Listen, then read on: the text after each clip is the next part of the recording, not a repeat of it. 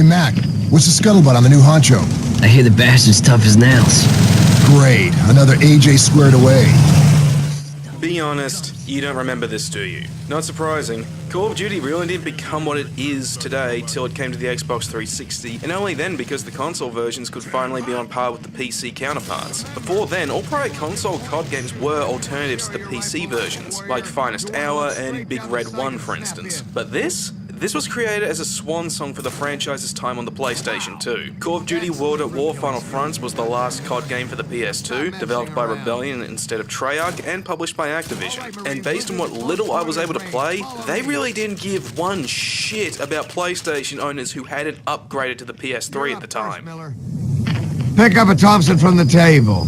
Before I really get into the meat of things, I'd like to point out that I emulated this, and the emulation did not go too well. I couldn't really pinpoint the problem, and after fiddling around with some plugins, it became clear I wasn't going to get this to run smoothly while capturing footage. So I had to make a choice for the sake of this review. Either play with an abysmal frame rate but clear picture, or have a mostly stable frame rate with areas of the game appear as though they're coming through a candy cane themed Snapchat filter. While these problems did hurt my initial first impressions, I was able to get an accurate idea on what the game is really like. Now, on to the criticisms. Under the net, through the obstacles. Go! Go! First off, this game is barren. There's only the single-player campaign and nothing else. I was actually a little shocked by this. I wasn't exactly expecting the exact same content on the other versions of World at War, but I honestly thought there'd be some form of local multiplayer given how prominent multiplayer is for the COD franchise. But all this has is its single-player, and I couldn't get far enough due to my frustrations with the emulation to see if there was any unlockable bonus modes or challenges. So with just the campaign present, you'd think Rebellion and Activision would have worked to provide PS2 owners with the best single-player experience possible to make up for the content shortfall, and you'd be wrong.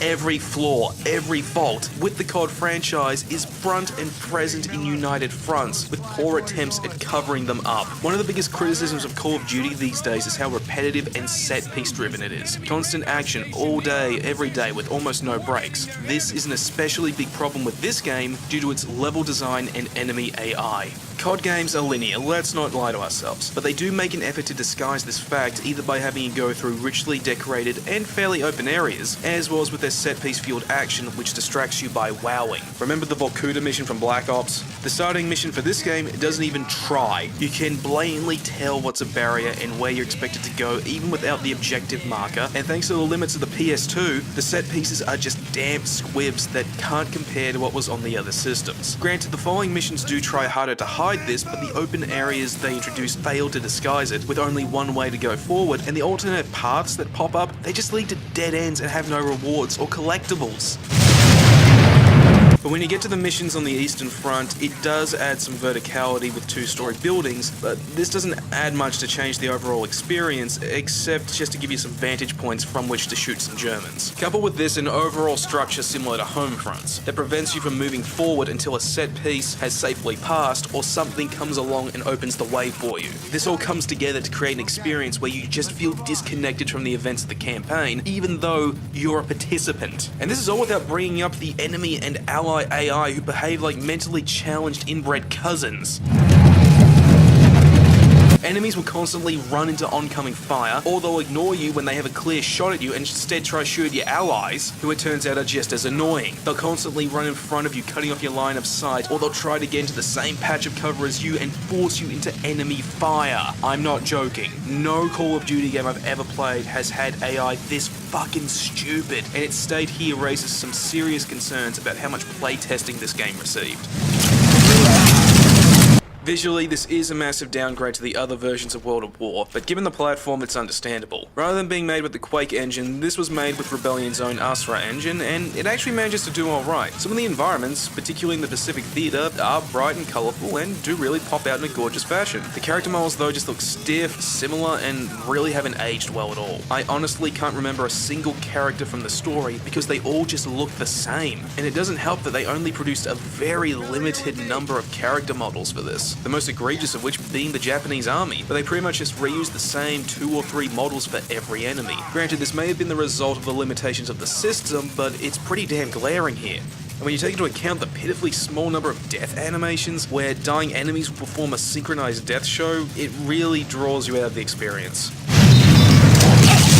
Final France is very lacking in overall polish, if that wasn't clear enough already, but it gets worse. While playing, there were countless instances of death animations glitching out, resulting in enemies doing roly-polies on the ground before finally deciding it was time to die. And in some cases, if an enemy dies in a position that the animation wasn't designed for, like an elevated ledge, the model will spasm out as the game tries to figure out how to lay it down. The aiming and camera speed feels slow and clunky, almost like the game is having latency issues with picking up movements of the right analog stick. However, considering the issues I had with the emulation, this would be a safe assumption that was actually a fault of the emulation itself rather than the game.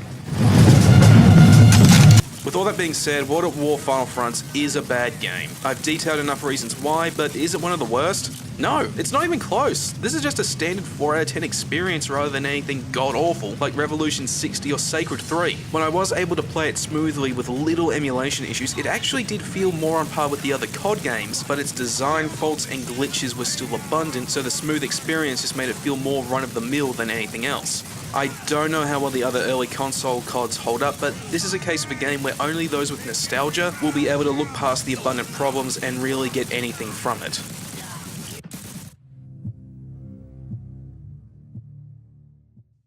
Hey, thank you for watching. If you really like this video, then don't forget to like and maybe even subscribe. I got some other videos you might want to check out, some game reviews, some random stuff, and coming up soon I'm going to have a game review of Tyranny and another of Call of Duty Infinite Warfare on PS4. Got all that and more coming up, so stick around.